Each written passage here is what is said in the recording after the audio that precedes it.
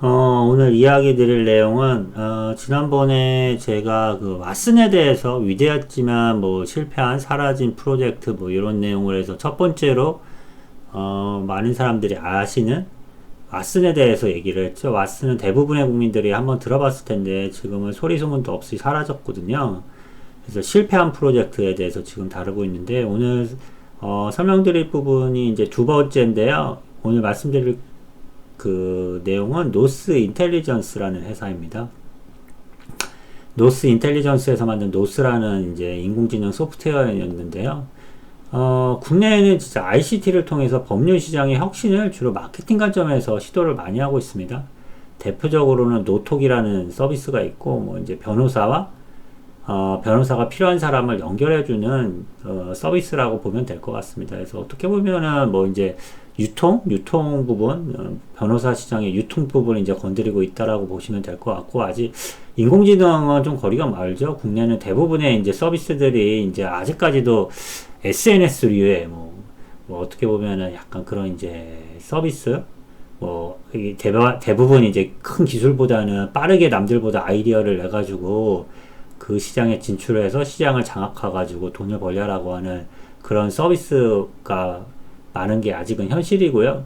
국내에도 이제 이런 거를 좀 시도하는 업체가 있긴 있는데 아직까지 그렇게 크게 두각을 드러낼 정도로 이제 큰 그 법률과 인공지능의 결합 부분에 대해서는 두드러지지 않은 것 같습니다. 제가 생각하기에는 아무래도 법률적인 문제, 이런 여러 가지 문제 때문에 그러지 않냐라고 생각을 하는데, 해외에서는 이제 인공지능과 법률이 이제 그 결합되는 그런 대표 회사로 이제 노스 인텔리전스라는 회사가 있었습니다. 노스 인텔리전스가 개발한 인공지능 변호사 이름이 요 이제 앞에서 따온 이제 노스라는 프로그램이었는데요. 얘는 그 왓슨 지난번에 말씀드렸잖아요. IBM에서 만든 인공지능 컴퓨터 왓슨을 기반으로 이제 만들어졌다라고 보면 되고요.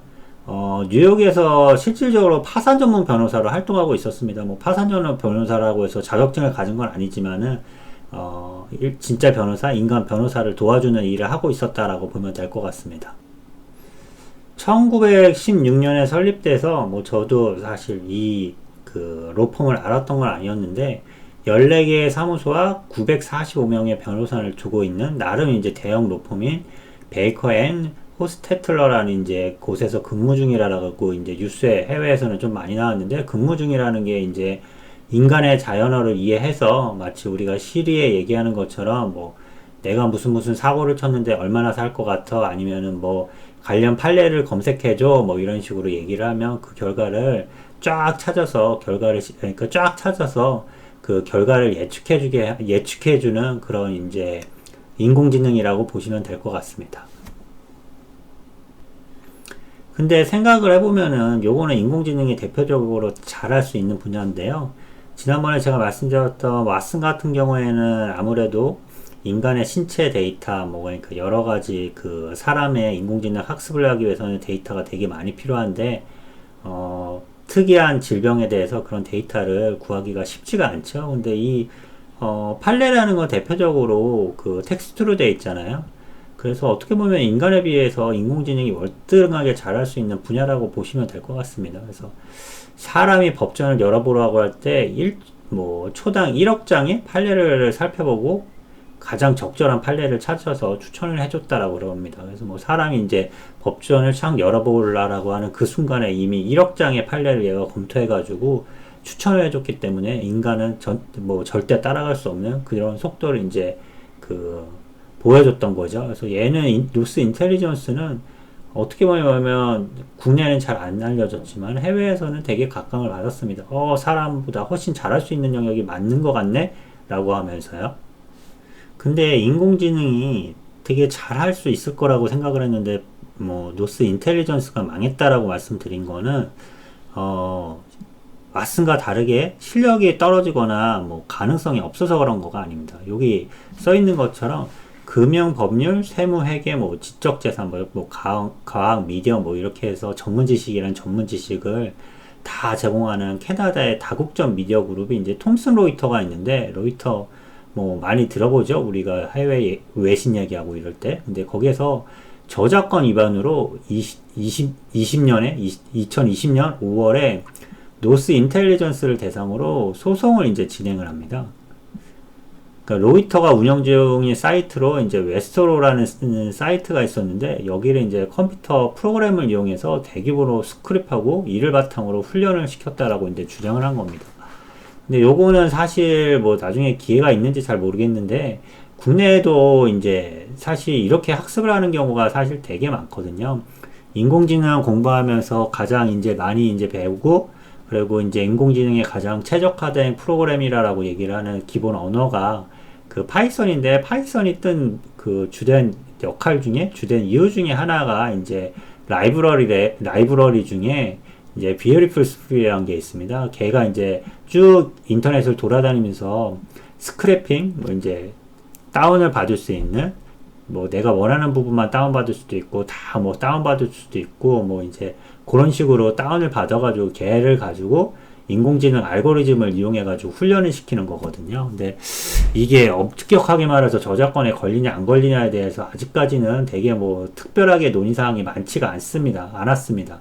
근데 그냥 분위기는 그거를 학습시켜가지고 그냥 영구적인 목적으로 사용할 때는 큰 문제가 없다라고 이제 일반적으로 생각을 하고 상업적으로 사용했을 때 이게 어디까지 문제가 되는지 이 부분에 대해서는 저도 관련 자료나 이런 거를 보고 있는데 아직 법적으로 명확하지 않은 것 같습니다. 학술적으로만 이제 이거에 대해서 문제가 있다, 없다라고 얘기를 하고 뭐 문제가 없다라고 이제 주장하는 쪽의 대표적인 의견을 보면은 정부 관련 문서에서도 제가 비슷한 걸 보긴 봤는데 연구과제 중에요.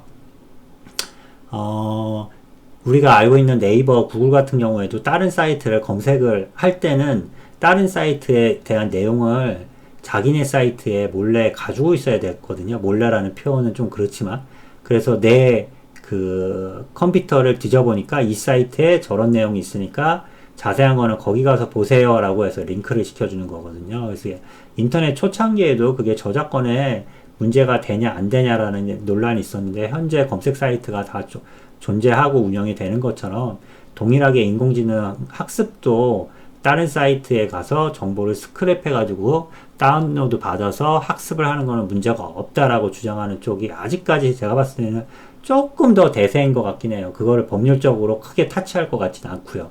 근데 여기는 이제 노이터가 어찌됐건 노스를 바탕으로 소송을 걸었다라고 합니다. 그래서 노스 인텔리전스는 이제 법률 혁신으로 인정을 받았고 관심도 되게 많이 받고 투자도 사실 많이 받았는데 톰슨 로이트가 이제 작은 회사도 아니고 나름 파워 있는 집단인 파워 있는 저기 대기업이죠. 거기에서 이제 소송을 걸으니까 인공지능이나 이런 스타트업 같은 경우는 당장 수익을 창출하지 못하니까 대규모의 투자를 계속 받아야 되는데 소송에 걸리니까 더 이상 투자를 이제 받기가 힘든 거예요. 이거 지면 큰일 난다라고 생각을 하니까 더 이상 투자자들이 돈을 거기다가 박지를 않고 뭐 그 투자했던 금액도 자꾸 돌려달라라 그러니까 그 소송 결과도 나오기 전에 그냥 사이트를 폐쇄하는 식으로 이제 마무리를 했고요. 이거는 제가 좀 전에 말씀드린 것처럼 인공지능 학습 방법에 대해서 이제 큰 숙제를 남긴 거죠. 그래서 국내에도 이런 문제가 조만간 있지 않을까라고 생각을 하는데 인공지능 학습에 대해서 이제 어떤 그 숙제를 남기면서 고민을 하게 만드는 그런 대표 주자 중에 하나 그냥 단순하게 망한 뭐 그것도 있는데 우리한테 시사점을 남겨주고 망한 업체라고 보면 될 것 같습니다. 오늘 설명드릴 부분은 여기까지입니다. 오늘은 조금 짧았네요.